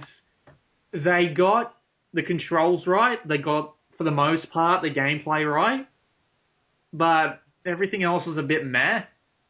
So if they got everything right, that was really, really, really important. Like, just the gameplay was really good in that, and that was what the important thing was. I'm hoping with Call of Duty Black Ops they actually give it a little bit more polished and make it a little bit more fun online. That's all I hope for. Like, and they had a video, and it actually looked a lot better than the one they showed back in the day. So maybe it won't be so terrible, but I think it's got a lot of bad PR so far. And even on IGN the other day, they had a bad, like, be skeptical or something like that. Yeah, be skeptical. Their article. Well, here, take a look at it this way, all right?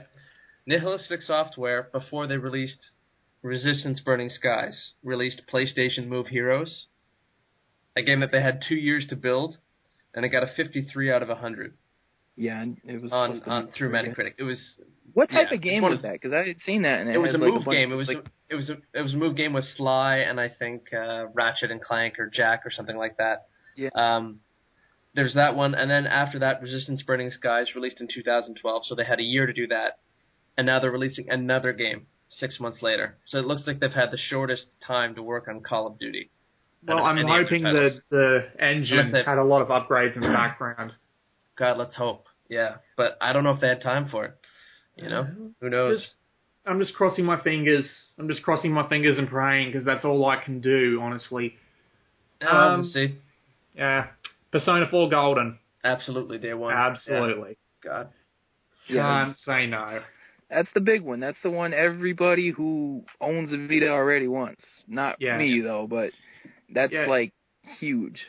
Yeah, that game quadrupled sales of Vita in Japan, so which isn't an incredible feat. It's a feat, but it isn't something to write home about. You cannot argue with those numbers. That's all I have to say about that. Yeah, it's definitely great. It'd be great if it was a new game. I've never played the original though, so it's great. P3P, like everybody on the subreddit has said, it's the best game on the PSP for sure. So yeah. Persona All-Stars. PlayStation All-Stars. PlayStation All-Stars. Yeah, well, I think we already know our opinions on that. Yeah, but I will be picking it up. You know, people should. You know, if you like fighters, it's got a lot of fan service. It's just the no crash bothers me personally, and I blame Sony more than I blame Superbot for it. But it's the owners. It's Activision. They own it, right? Well, I blame Sony and Activision together, but I put more blame on Sony because you could there's a price where Activision would have let it happen. There's no question there's a price where they would have let it happen. Now Sony didn't want to pay it. They had a budget. Whatever the case, you could say separate from the budget, this guy has got to be in it. They didn't do it. But like the levels being mixed in, the Uncharted level looks awesome. Parappa was one of my favorite PlayStation 1 games back in the day. And, you know, he was one of the main characters that they announced early on. And that's great. But, you know, just for me, it's not something that I'm going to pick up for whatever reason. But I think if you like a fighting game and if you like PlayStation, it's really, you can't go wrong. Cross-buy. And if you own a Vita, how could you not get that if you have a Vita and you like a fighting game? Yeah. There you go. But I had fun with the beta of that one. It was decent. Actually, it ran better, it seemed to me, on the Vita than it did on the PS3 because I had the cross beta. for anybody who's having any doubts about the PS Vita port, it's being made by by who? Oh, no, it works great. It works excellent. Yeah, it's being made by the same development studio that made Metal Gear Solid HD Collection. At Blue Point Games, right? Yeah, Blue Point. Yeah, it's something like that. Yeah, but it's being made by the same guys who made the MGS HD port, and that was brilliant. So if you have any doubts, just throw them out the window. Sonic and All-Stars Racing Transformed. I'm actually going to pick this one up because I played it on the Wii. You're going to pick that one up? Really? I'm surprised. I'm surprised. This is crazy. But keep going. Great, I'm not going to be able to finish this. But I played this on the Wii. It was a perfectly competent Mario Kart clone. Not much more you can ask for. I'm more than happy to pick it up for the $29.99 that they want. Oh, yeah. That's budget title. Sounds good. Yeah, it's perfectly competent. I am... The only thing I have, the only problem I have with that game is they call it Sonic and All-Stars, where the All-Star is Sonic, you know? Hey, come on. You got Shenmue. You got after Shenmue. Sonic, pretty much, those Sonic and All-Star games. You got Shenmue in there. You've got, Tails and, other great... Shenmue is supposed to have been coming out for 15 years, it seems like. Shenmue. I want to see Shenmue 1 and 2 on the Vita. Yeah, Dreamcast game. It would work perfectly. And just quick opinions. Sly Cooper, Thieves in Time. Either of you two going to pick that up? I'm looking for it. It's not coming up till... Yeah, it's not till February, I think. Yeah, but... Yeah, got a couple more left. Yeah, but, all right. Well, I'll be picking it up, obviously. The game, you got it. It's got cross-buy, and it looks great. How could you not? If you like the platformy type games, hopping on wires. Yeah, Soul Sacrifice. Yeah. Oh, yeah, pretty much a absolutely. must-play for everybody. Absolutely. And Earth Defense Force. Either of you guys get that? We'll see. For me. Yeah. I'm totally picking it up. I love Earth Defense Force, and I've only played the one that was made in America on the PC. So, all right. One more thing to go over. This isn't going to be a very good topic, but I should do it for the sake of completeness. A couple of days ago, a custom firmware was leaked on the PS Vita's PSP emulator, which did allow pirated games through a mini they were actually giving away for free in a promotion on Facebook in Europe. And the files got leaked by someone who was known to be a complete asshole, and one of the major PS Vita developers actually walked away from homebrew stuff, taking something like 20 security holes with him, and then they actually released the custom firmware and it actually works if you have the correct mini and the correct save file, and you can actually play pirated games with it now. Like Vita pirated games? No, just PSP. Okay. Just PSP. But yeah, that's basically a thing that people were waiting for, and now it's out. What are your opinions on it? Horrible. It's just fine. I mean, people are gonna pirate whatever. They pirate all the time. I mean, I would never do it. It upsets me because, the developers who make games, it's not the same as pirating a movie. You pirate a movie that you watch at home, fine. This, Batman already made $1 billion in theaters. You pirate a game, you play it on your Vita, that's a PSP game or whatever. Those guys, they didn't make their money. Companies stopped making games on the PSP because there was hacking. Bethesda wanted to make a portable Elder Scrolls for the PSP, but they said, we can't do it because we know it'll get pirated to hell. So they stopped. Also, it would have been terrible because they don't know how to make games for the PlayStation platform, but... Well, yeah, who knows? But, IceBreak. It would have sold like crazy, and it probably would have been at least decent enough, But that stuff. It sort of frustrates me. I mean, a lot of people out there say, "Oh, it's homebrew. It's just for fun." Yeah, fine. For 5 people who know how to code. Yeah, there are 50 million people. All those homebrewers out there that only want the custom firmwares, want to lose complete access to the PlayStation Network just so they can play those couple homebrew games that don't even exist right now. Yeah. Well, there are a couple of good ones, like I mean, like, I have actually explored homebrew on my PSP in the past, and this is not including emulators, by the way. I did use emulators on my PSP, but I do know lots of homebrew. There was a great port of Cave Story. There was a great port of Quake 3, but they put it in the Quake 1 engine. It worked really well. It would have worked even better with dual analogs, but I digress. But yeah, there was actually a fair amount of good homebrew. I mean, I definitely agree that it's cool. Like they had Diablo 2 running on a PSP at one point. I remember seeing somewhere, Yeah, but like, Doom. yeah, but like Diablo 2 would be great on a handheld. But yeah, it's just at that point it's not worth it. You know, it doesn't seem worth it for me at all in any way. I'm going to raise my hand. I'm actually doing this right now. This is not video chat or anything, so I can't see me doing this. But I am raising my hand and saying the only excuse pirates have to pirate games on the Vita is if they can't get them on the store.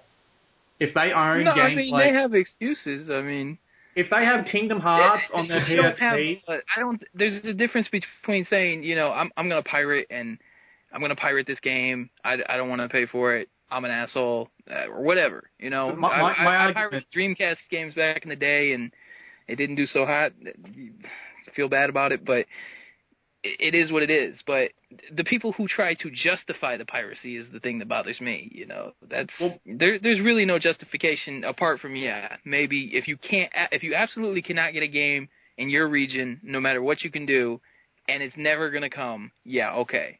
But like, my argument is that if they own a physical copy of Kingdom Hearts or Crisis Core or even Space Invaders Extreme, which is not coming out on the PSP on the PS Vita yet, what the hell? But if they own those games physically and they are not able to get them on Vita, they should be allowed to transfer them over like that. I own Mario 64 for the N64, but it doesn't mean I'm entitled to a copy for the Wii. You know. Well, I'm talking about people that would willingly pay like $40 to see. I actually like if Mario 64 wasn't on the Wii and I could pirate it onto the Wii, it doesn't mean I'm entitled to it. You know, that's a sense of entitlement that I don't think is earned by people. Well, I still think that like they can. Square Enix is dragging their heels on something which should be really, really simple. Like, I heard that the reason that Kingdom Hearts Birth by Sleep or Crisis Core, one or the other, I don't remember which one it was, but I remember hearing the one reason was that they didn't have the copyright to the end credits music, and that was it. If they removed the end credits music, they could put it straight onto the PS Store. And it's like, well, why the hell don't you just do that? That's like 30 minutes to code the music out of the game, and then recompile and upload. That would take about like half a day just to submit it, at least. I heard that they didn't do a digital release of Kingdom Hearts because Disney didn't sign off on digital release or digital distribution rights or something like that, so they can't do it on that one. But like on Crisis Core, though, they have no excuse. Yeah, I guess like I'd be surprised that they don't have the rights for it because they have the rights for the game, as you know, they would have had to.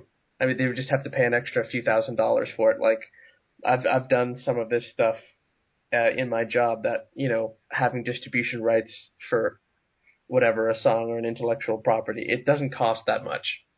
Metal Gear Solid 4. Look at Metal Gear Solid 4. They got sued by, I think, the country of Russia and couldn't put in the Metal Gear Solid 3 theme. And it kind of takes away from the game a little bit, but they still found a way to get around it. They made something kind of similar and still were able to put out Metal Gear Solid 4 on the PlayStation 3 without any issue. Wait, how did Metal Gear Solid 4 get sued by Russia? No, Metal Gear Solid 3. Well, Konami. It's like some maybe Albania. I don't remember where it was, but like it's the theme, not the Snake Eater theme, but the actual Metal Gear Solid theme. Well, I'm not gonna hum it because I'm horrible at that, but like with the guitar, strumming the guitar and all that. Well, yeah, but they bought that from Harry Gregson Williams. He wrote it for Metal Gear. For Metal Gear 2. Right, but the notes, like the melody of it is like infringing on some old Albanian, Russian, whatever, I don't know where, but some old song. Yeah, look it up. That's probably It was probably just hearsay because, like Mozart, like they're not copyrightable. No, it's they've been dead for actually, hundreds of years. like, the main theme in Metal Gear 4 is a tweaked version of it that just always sounds off when you're playing it compared to playing. Like, if you go play Metal Gear 3, play Metal Gear 3 all the way through and listen to the. I think you only got to listen to the when you start up the game, and then when you go into Metal Gear 4, I don't remember where you hear it, but it's different. They had to change it, and it kind of bothers me because that theme was so awesome. It's just Metal Gear 2 and Metal Gear 3 that it's in. They couldn't bring it to 4 because they didn't want to deal with lawsuits and all that stuff. Well, yeah, just I stand by my words that if they bought it on like physical copy, if they were a supporter of the game from like day one or whatever, and they should be able to get it on their Vita in some way, shape, or form. I bought Final Fantasy X, and Square Enix has said that they're coming out with Final Fantasy X for the Vita. It's not for the like PSP. that, because we know like we don't know if it's exactly the same I game. might as well just pirate it, you know. It's exactly the same game. Sony and Square Enix both have the resources to make it available in such a way that everybody can have their cake and eat it, but they just won't because they've got some sort of stick up their ass. So I don't know what it is, but it's like, in my opinion, they should be allowed. Yes, okay. I'll give you that for the hell of it. Why not? So anything you can't get on a system, sure, you can pirate it. But now you have that ability, and you're just gonna say, well, you know, I have all these games. I'm gonna only take these games, and then you know the day is gonna come where I don't have this game, but it looks fun, or I don't have this game, and you know I kind of feel like not paying all that money. That's not really worth that money. You know, they're overcharging that. How could they do that? They didn't give me a demo. Why should I pay for it? You know, you're gonna pirate. Just don't be cocky about it. Don't be, I deserve this. You know, you don't. You're stealing. It is what it is. You're gonna do what you're gonna do. Fine, whatever. Just don't brag about it. You know, don't try and be like, oh, look what I can do. You know, good for you.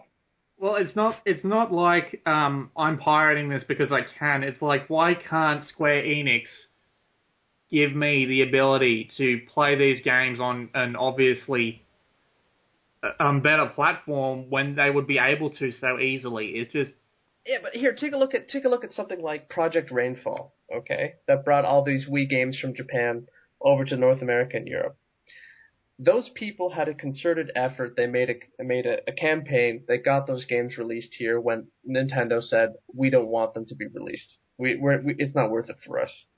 They did it. They could have just said, oh, well, you know what? I can't get it here, so I'll just download it, right? And then the next time something like that would come up, they'd say, why would I ever release this game that I made in Japan? Because it's just going to get pirated anyways. But it didn't happen with that. So maybe the Wii U will get a lot more, you know, Japanese-centric RPGs that Nintendo makes. You know, well, have you seen the fan movements for, like, Crisis Core and Kingdom Hearts for the Vita? They're absolutely insane, and Square Enix is just turning a blind ear. Haven't seen anything. Really? Nothing. I haven't either. Nothing. And Borderlands. I mean, look at Borderlands. Borderlands is every month we get 300 upvotes to get Borderlands on the Vita. That's a little more significant than, like, you see stuff every day where people are like, I want to see this game, I want to see that game, I want to see this game, Crisis Core or whatever. But you know, it seems like the one game that everybody wants on the Vita is Borderlands, and that's not happening. So if you could put Borderlands 2 on the Vita by pirating it with not paying for it, is that cool? I don't think that's cool.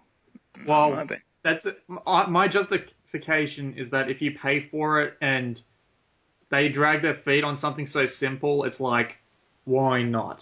But and then there's so what if they don't drag the feet? What if they put it out there? Is that different? If you own the game and they put it out there, is it still cool to just go make a digital copy of your game that you get from the Pirate Bay? In my opinion, no. If they actually do put it out there, and you have a choice of actually buying it then, or you are able to why you buy it again? What's the point? You already bought it once.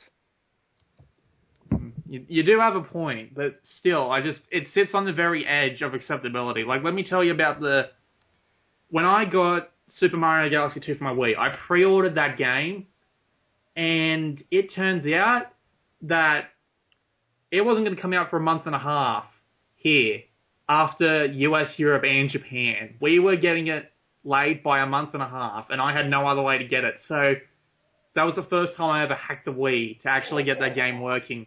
Oh. I finished it, and then I paid for the game in full and put it on my shelf. I felt because that's what people justified. do, right? That's what people do. People download games, they beat the games, and then they say, "Oh, you know what? I'm going to pay for this game."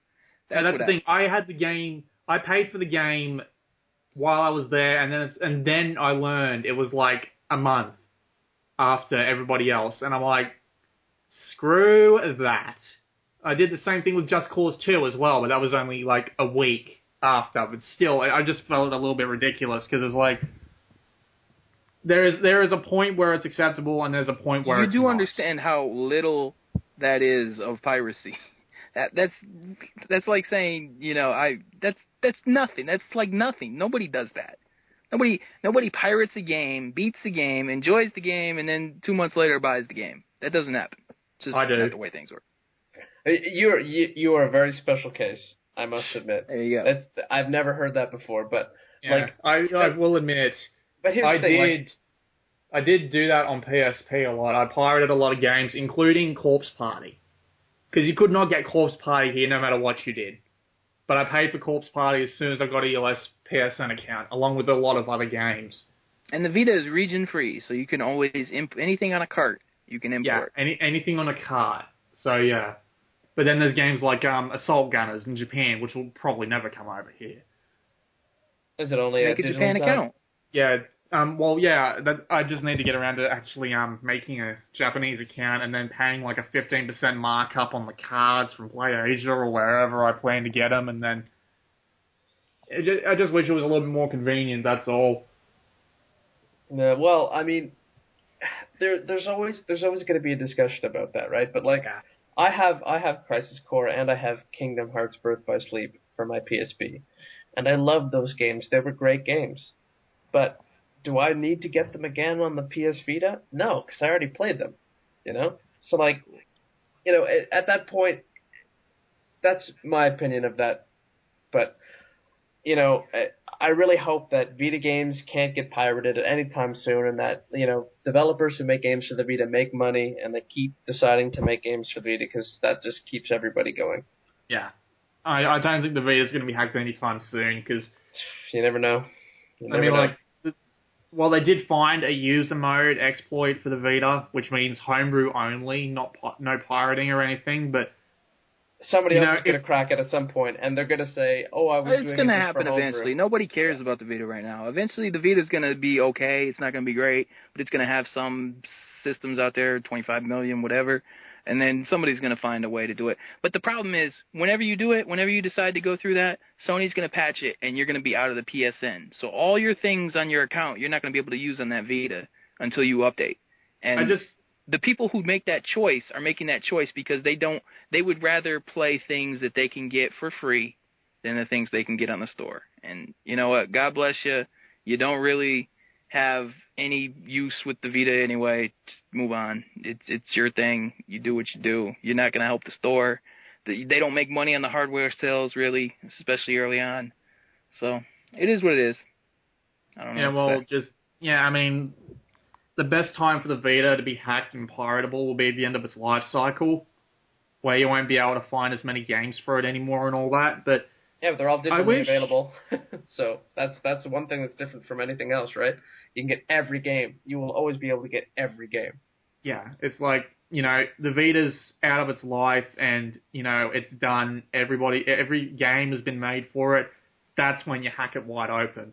But my personal opinion is that Sony is completely wrong with how they're handling the situation, because if they keep patching these security holes, all the good hackers are just going to keep trying and trying and trying, and then they're going to find the try regardless. That's not going to make any difference. They're going to. It's the way it works. If it was iOS and you had 600 million people, think how fast. Look how fast jailbreaks come out for the new iOS versions, and you can't upgrade from those versions. You're stuck with it. But the difference is Apple lets you buy stuff from the store and stuff. Sony's not going to do that because they know you're going to pirate games on the side.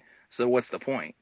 So well, I'm just thinking that just remember with the PS3 how they had access to Linux. You could do anything you wanted with Linux, including emulators. Yeah, so and what did people do with it? What happened? Sony took it out, and then why did they take it out? I don't know. Because people are trying to steal PS3 games with it. That's why. I don't think that was what happened. I think they took it out to there reduce were exploits budget. that were coming out, and Sony didn't like that. Sony didn't like people. They give you this Linux thing to do, and then you abuse it. How are you going to complain? Even though I think it's shitty because it's on the box where it says PSN account and then Linux. So to take one of those away is kind of false advertising. But I don't really blame Sony so much. They settle whatever lawsuits they get from it and deal with it because they try to do something nice. People are going to abuse it. So it is what it is. Just my personal opinion is that Sony was handling it right whenever it comes to game piracy, but if it's a security hole that only opens up homebrew, why patch it? That's my personal opinion. If they open up a security... There is such thing as one that doesn't... You can't pirate anything with that. You couldn't pirate PSP games. You couldn't pirate... Yeah, VHBL. You could not pirate a thing. And you could pirate no matter what, so... VHBL, you can't pirate a thing. If they let VHBL continue and then patch it when it does... You can pirate NES games. I mean... But if they patch it so that they only use homebrew and not emulators and not pirated games... How could they do that? That's impossible. That's that's it. They were trying before, and they seem to be doing a good job of it. That's true, Mobile. You got PlayStation Mobile if you want homebrew. That PlayStation Mobile is literally brewing content in your home for the Vita. So, well, you can't do exactly everything the Vita would be able to do with that. That's all I have to say about that. Yeah, that's true. But you can't pirate it either. So, if they let them open a homebrew exploit hole that only does homebrew and not emulators and not piracy. How could you can write emulators? You can't do that. You can write code. You can't do it. Well, if you opened up everything that Vita can do, right? Everything it can do. The first thing people are going to do is say, "Oh wow, just grab the regular Vita hardware, like firmware, and then just load games on it." First, second, like 1 out of every 100 million people is going to be able to code to do that, but as soon as they do it, everybody else is going to rip it off. I mean, I know it sounds bad, but it's like as soon as it gets cracked open, everybody's going to steal games. There's no way, ifs, ands, or buts about it. That's what's going to happen. Homebrew. There's really no reason, if you're going to do it, there's really no reason to do it. You're not going to sacrifice your access to the PlayStation Network entirely, be able to get games, because on carts they're going to make you update to the latest version with the newer carts. So even the new games you buy physically, you wouldn't be able to do that. So you're not going to sacrifice your entire Vita library in the future just to play homebrew. You're going to do it to play pirated whatever. So, I am honest to God. Maybe if you buy two Vitas, you might do that for the homebrew. But you gotta have some BlueMaxima expendable cash to be able to do that stuff. Oh, come on! I don't spend money on anything else except Vita recently. That's basically been the way I'm going. But there's got to be a way. I mean, I know it sounds horrendously complicated and all that, but there's got to be a way to let the homebrewers have their cake and eat it without letting pirates. But Sony doesn't make any money on it whatsoever. So what's the benefit for Sony to let people homebrew on their devices? Not having the really good people look for the exploits. But they're going to do that anyway. Because they're going to do it anyway. Do a little, you're not going to want to do more? Because that's not human nature? All right, whatever. Let's just wrap it up. Way too much time talking piracy. I still believe there is a way. It just needs to be found. But agree to disagree, I guess. Yeah. Nothing else I have to say on the matter. But sorry to get on you. Yeah, it's just I still think there's a way. It just needs to be found. That's all. It needs to be researched and all that. But that's pretty much it. We've been going for about an hour and 40 minutes at this point. Hour 5 minutes. Holy crap. Yeah, but that was the Vita box. Please don't downvote because I'm a supporter of homebrew. Yeah, this has been BlueMaxima, Bmart, and IceBreak. Anything else you guys want to say? Tell us about what you think about here. We'll open the discussion to what do you think about homebrew? Is it possible to make homebrew on the Vita without it leading to hacking? Right. Or just don't mention it at all because that never goes well in the subreddit. That just always evolves into shit. So let's just ignore this conversation ever happened and think about the great earlier topics. How about that? Let's just pretend the last 30 or so minutes didn't exist. There you go. All right, well, this was the Vita box. See you next month.